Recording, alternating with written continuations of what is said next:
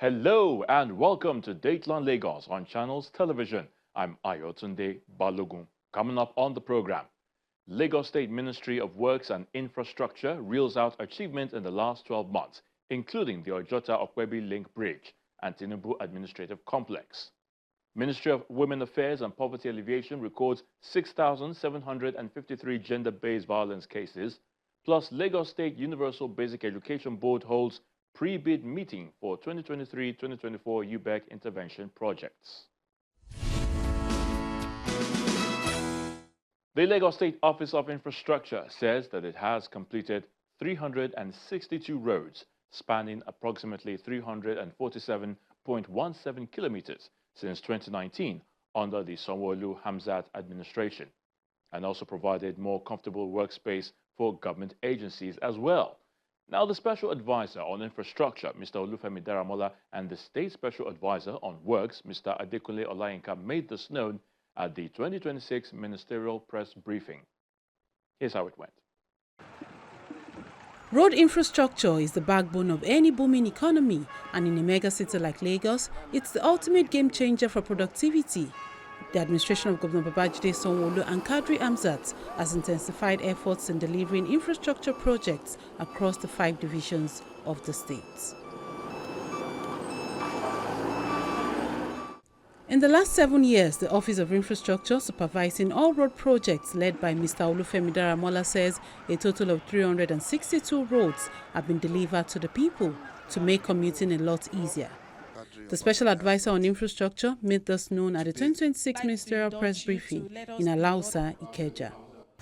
From year 2019 to date, the Lagos State Government has completed 362 roads covering approximately 347 kilometers across the state, while several strategic bridge and transport solution projects have also been delivered and commissioned.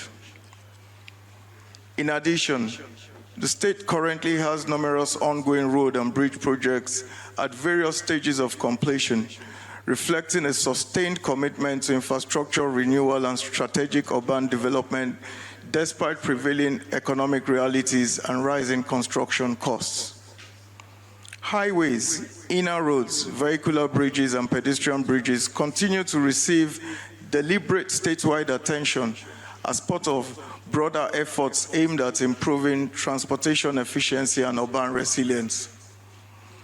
Kindly recall that at the last engagement, the Office of Infrastructure reported the completion of 61 roads covering a total length of approximately 56 kilometers.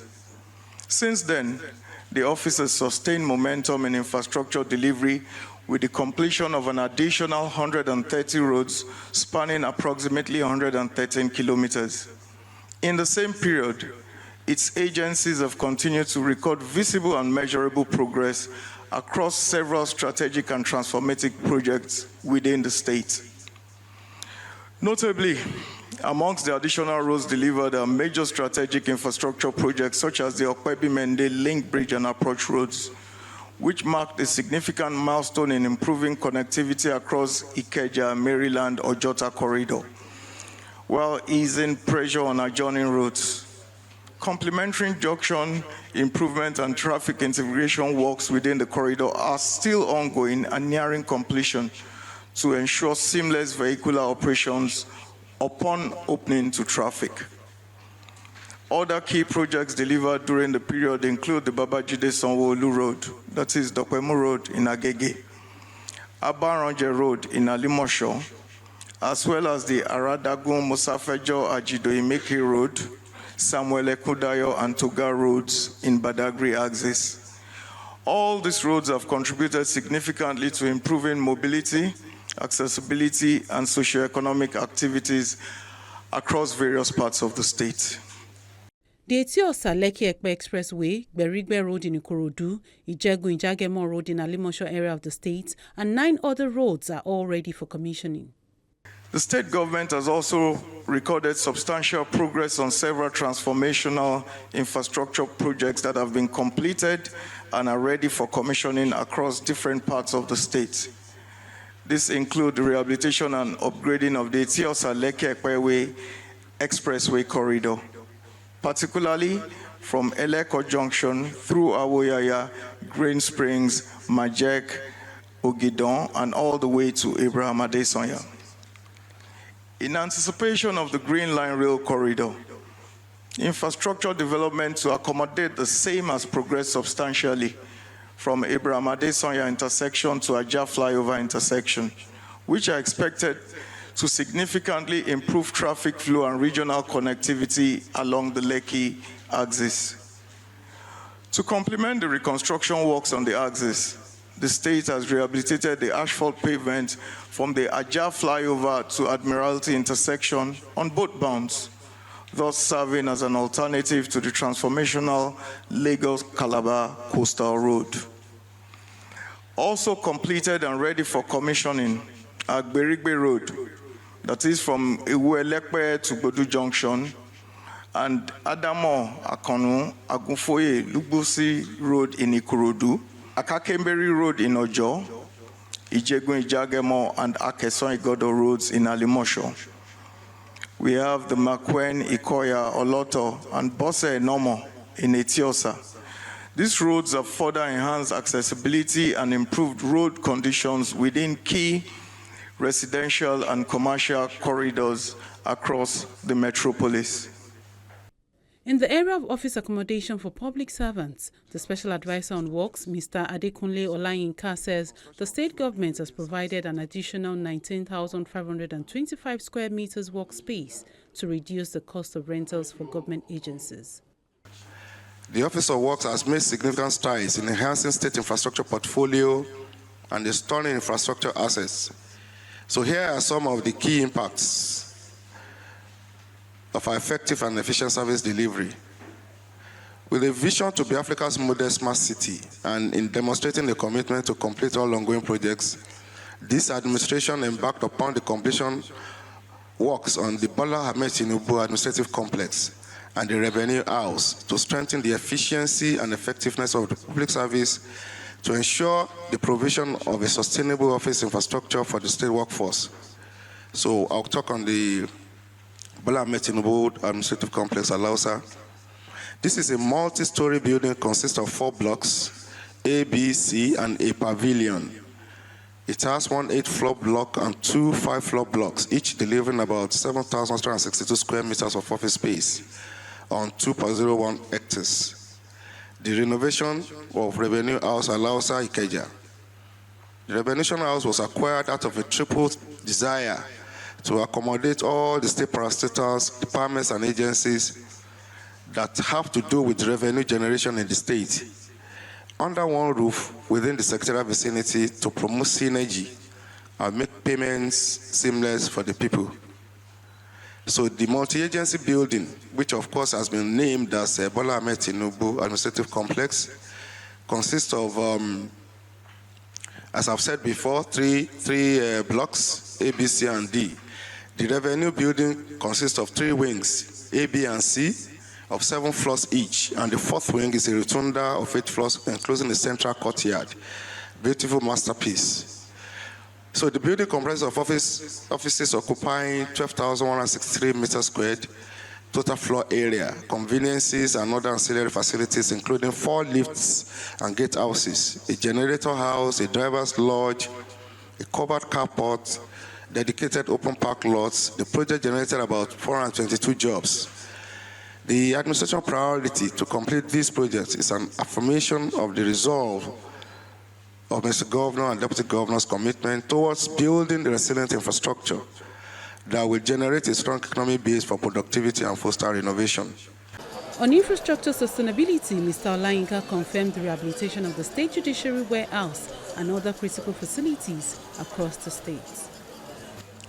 In line with the policy of the state government to provide adequate and timely delivery of justice to the citizenry and to deepen the operational efficiency of security apparatus and agencies that enforce law and order, the state has been providing infrastructure support for the Nigeria Police Force by constructing the Police Model Area Command, renovation works at Lagos State Code of Conduct Bureau and Magistrate Courts, as well as the construction of citizen mediation centers.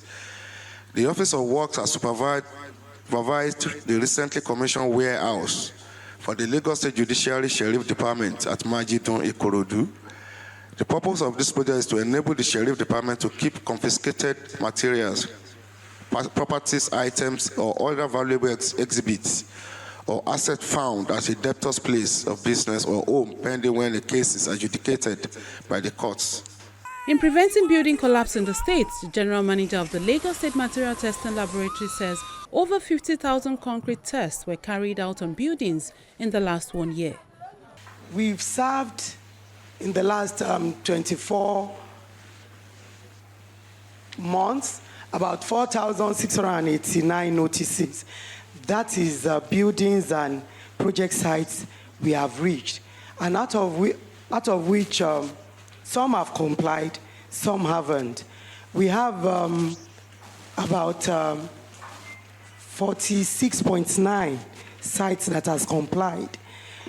Meanwhile, about 53 hasn't, and we have sealed off all those buildings. 7,259 steel tests were done in the last 12 months, and about 56,959 concrete tests was done in Lagos State. Now, what we do again is making sure that there is e-reporting of results.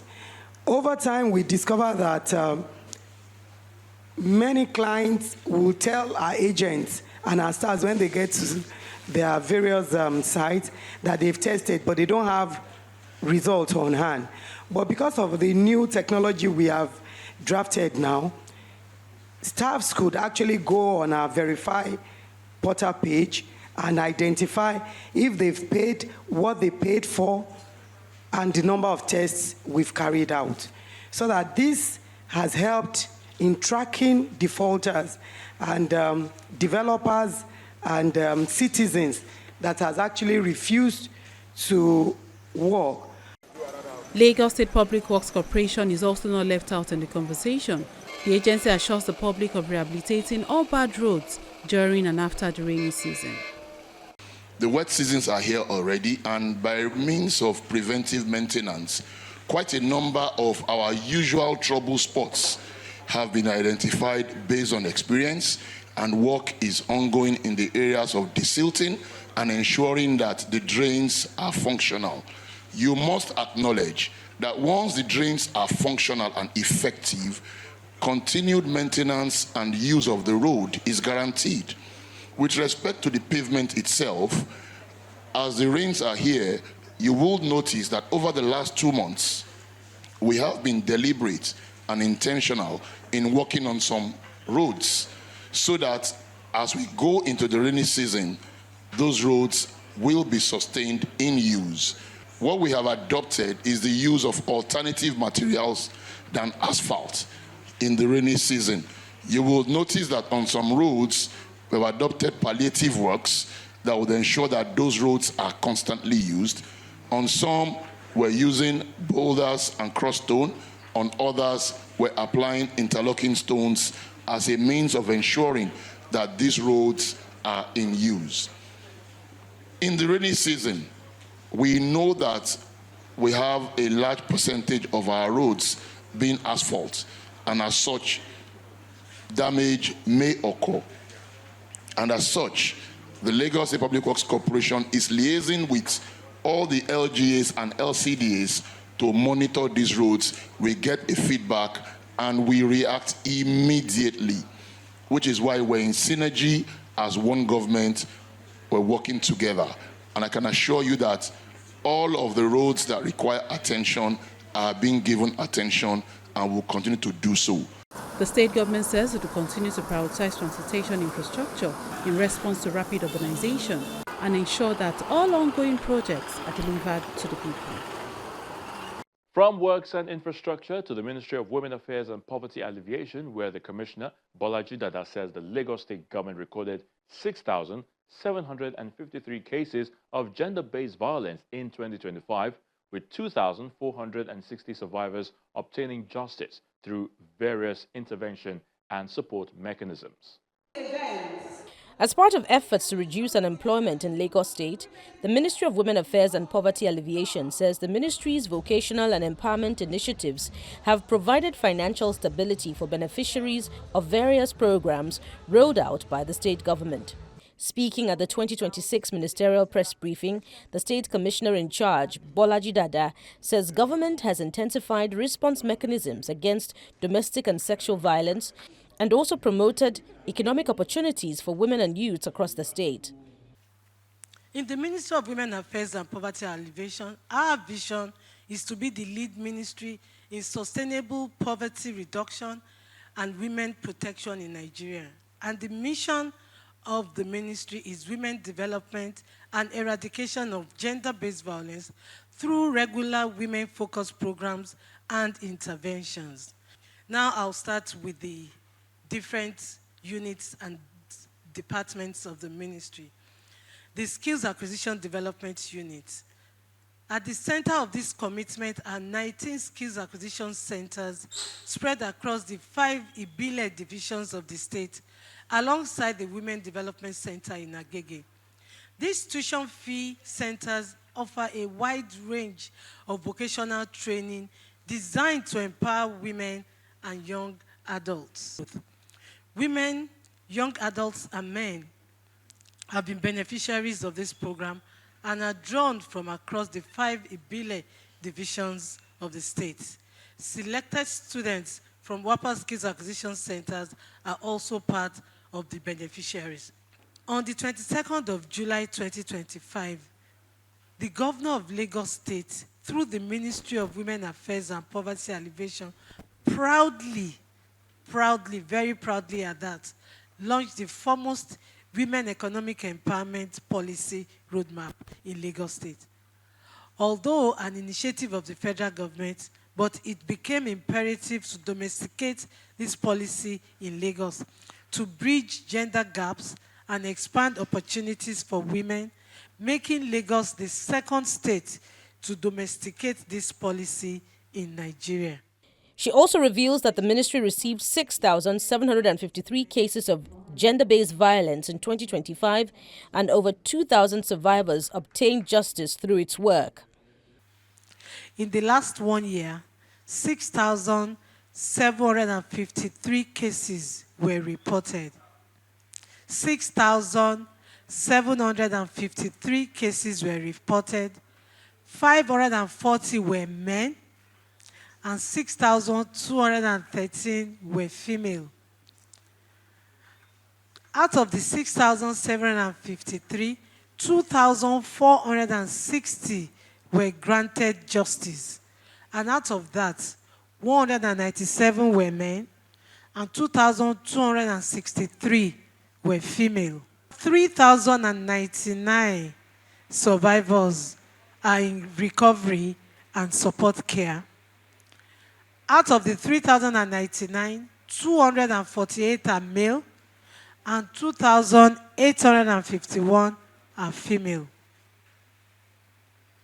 75,037 people have benefited from our implemented preventive actions against gender-based violence.